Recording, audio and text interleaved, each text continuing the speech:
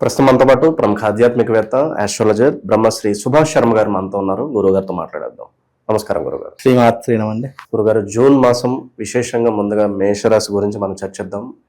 ఏ విధంగా ఉండబోతుంది వీళ్ళకి? మరి గురు మార్పు కలిసి వస్తుందంటారా, లేదంటే ఏమన్నా కాస్త మైనస్ అవుతుందంటారా? ఓవరాల్ గా తెలియజేయండి వీళ్ళ గురించి. శ్రీమాత్రే నమః. శ్రీ గురుభ్యో నమః. జ్ఞానినాంనపి చేతాంసి దేవీ భగవతీ హిసా బలాయ కృష్ణ మోహాయ మహామాయ ప్రయశ్చతి.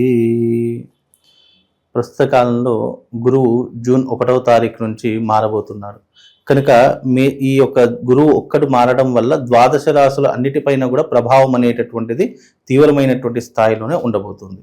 కనుక ముఖ్యంగా మేషరాశి జాతకంలో పుట్టినటువంటి జాతకుల యొక్క లక్షణాలు కనుక మనం తెలుసుకున్నట్టయితే, మేషరాశిలో పుట్టినటువంటి వారు ముఖ్యంగా కోపగస్తులుగాను, లేదు అంటే మొండితనంగాను ఎక్కువగా ప్రవర్తించేటటువంటి ప్రభావం ఎక్కువగా ఉంటుంది. చెప్పిన మాట వినకపోవడం కానీ, ఎవ్వరు ఏది చెప్పినా కూడా పట్టించుకోకపోవడం కానీ, ఇలాంటి లక్షణాలు ఎక్కువగా ఉంటాయి. బికాజ్ మేషరాశిలో పుట్టినటువంటి జాతకులకు రాస్యాధిపతి కుజుడు అవుతాడు. కుజుడు యుద్ధకారకుడు, అలాగే ముఖ్యంగా కోపానికి ఆవేశానికి కారకుడు కుజుడు అవుతాడు.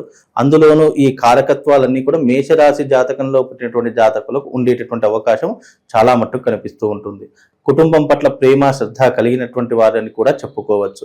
అలాగే వీళ్ళు ఫైనాన్స్ రంగంలోనూ, అలాగే వ్యాపార రంగంలోనూ మంచి స్థాయిని సాధించేటటువంటి వ్యక్తులుగాను కూడా చెప్పుకోవచ్చు.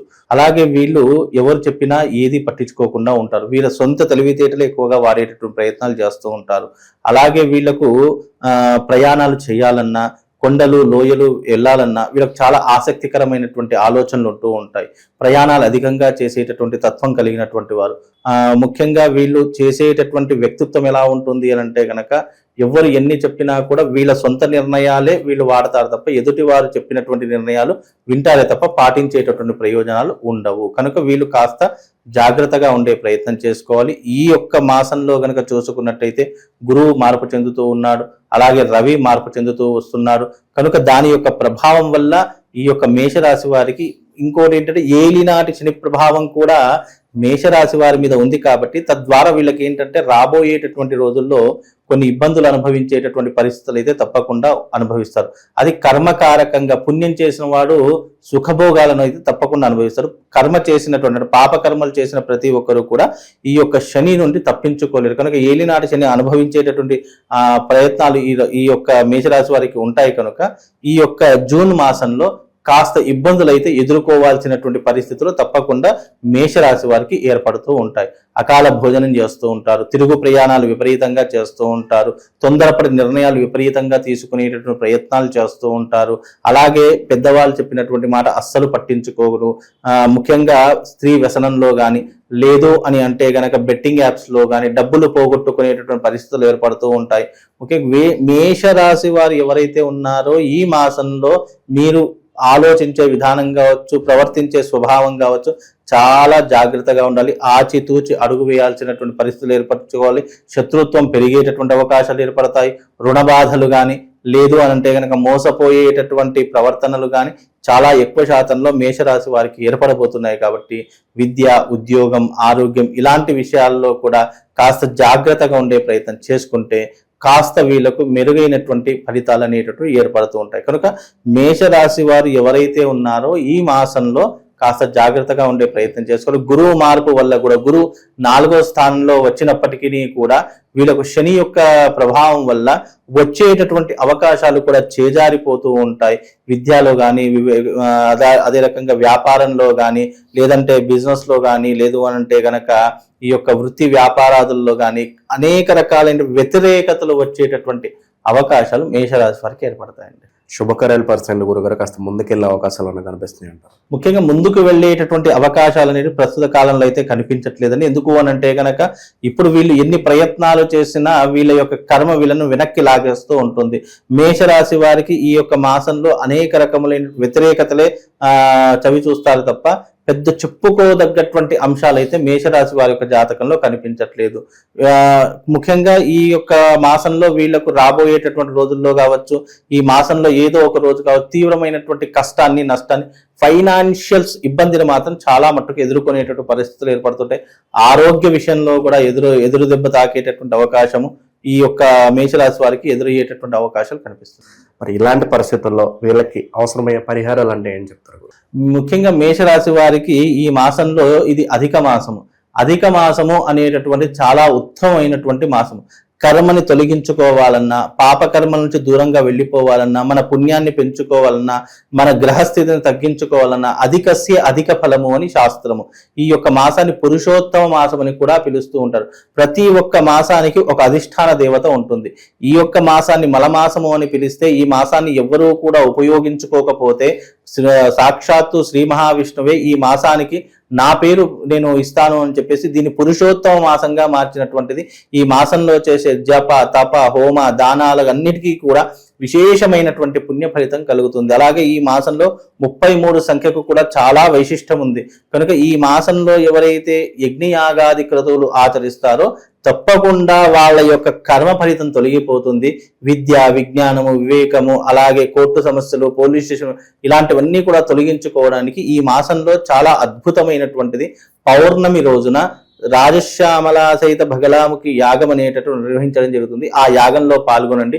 తద్వారా వీళ్ళకున్నటువంటి నెగిటివ్ ఎనర్జీ కావచ్చు, ఫైనాన్షియల్ ఇబ్బందులు కావచ్చు, లేదా కుటుంబ కలతలు కావచ్చు, లేదా ఈ యొక్క కుటుంబ వ్యవహారాల్లో భార్యాభర్తల మధ్య వైవాహిక జీవితంలో కావచ్చు, భూ వివాదాలు కావచ్చు, వీటన్నిటి నుంచి కూడా బయటపడడానికి ఈ యాగం అనేటటువంటిది ఈ మాసంలో మేషరాశి వారు తప్పకుండా చేసుకోవాల్సినటువంటి అవసరం ఎట్టి పరిస్థితుల్లో ఉంది. కనుక ఈ మాసంలో 31వ తారీఖు రోజున ఈ యొక్క యాగం అనేటట్టు నిర్వహిస్తూ ఉన్నాం. కనుక ఈ 31వ తారీఖు రోజు అంటే మే 31వ తారీఖు రోజున నిర్వహించడం జరుగుతుంది. కాబట్టి ఈ యొక్క మాసంలో తప్పకుండా అధిక మాసంలో చేసే యాగము వాళ్ళ జీవితాన్ని మార్పు చెందేటటువంటి విధంగా ఉంటుంది. గురుగారు, జూన్ నెల ప్రత్యేకంగా విద్యార్థులకి అంటే స్కూల్స్ కావచ్చు, కాలేజెస్ కావచ్చు, మళ్ళీ ఓపెన్ అవుతూ ఉంటాయి. అడ్మిషన్స్ సీజన్ అని చెప్పుకోవచ్చు మనకి. అవునండి. మరి సంవత్సరం అంతా విద్యార్థులకు అద్భుతంగా కలిసి రావాలంటే స్టూడెంట్స్ కోసం ప్రత్యేకంగా ఒక మంచి రెమెడీ ఏమన్నా తెలియచేయండి.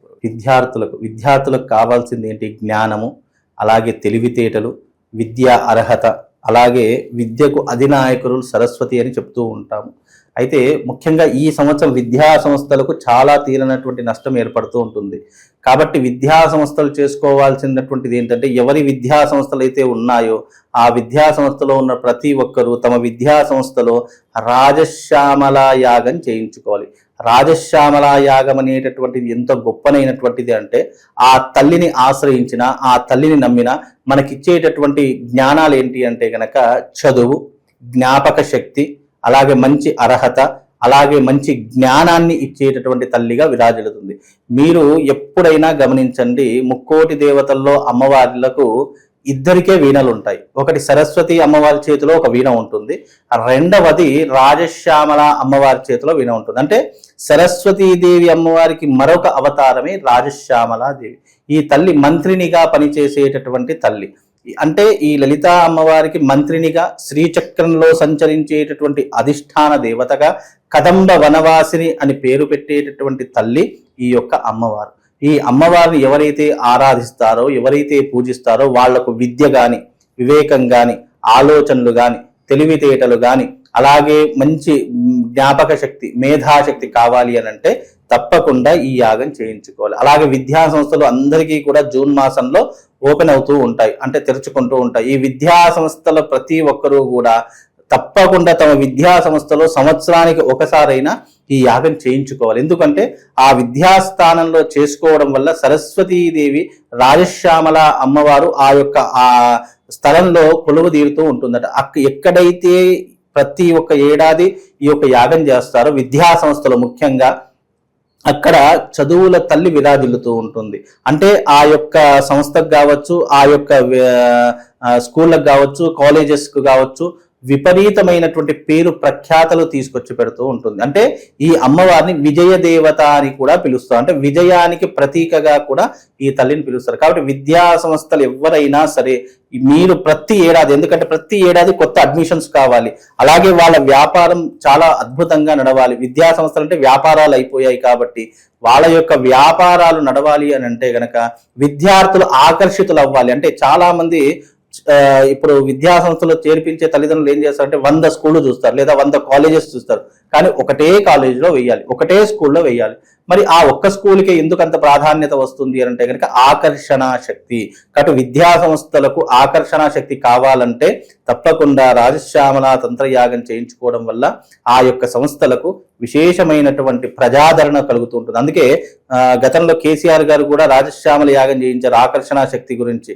అలాంటి ఆకర్షణ శక్తి నైపుణ్యాన్ని ఇచ్చేటటువంటి తల్లే రాజశ్యామల అమ్మవారు. కాబట్టి విద్యకు అధినాయకులు కూడా అమ్మవారే అవుతుంది. కాబట్టి ఈ యొక్క యాగం చేయించుకుంటే విశేషమైనటువంటి పుణ్య ఫలితం కలగడంతో పాటు మీరు అన్నట్టుగా ఆ విద్యా సంస్థలు మంచి పేరు ప్రఖ్యాతలను గడిస్తూ ఉంటాయి, మంచి అందుబాటులో ఉండేటటువంటి పరిస్థితులు ఏర్పరచుకుంటాయి, గొప్ప స్థాయికి వెళ్ళేటటువంటి అవకాశం కూడా ఆ విద్యా సంస్థలకు ఏర్పడుతుంది. ఆ విద్యా సంస్థలో చదువుకున్న విద్యార్థులకు కూడా మంచి ప్రయోజనాలు కలుగుతాయి. అక్కడికి అడుగు పెట్టగానే మానసిక స్థితి కావచ్చు, మానసిక ప్రశాంతత కావచ్చు, అన్నీ కూడా సమపాలనలో ఉండేటటువంటి అద్భుతమైనటువంటి రెమెడీ ఈ యొక్క రెమెడీ.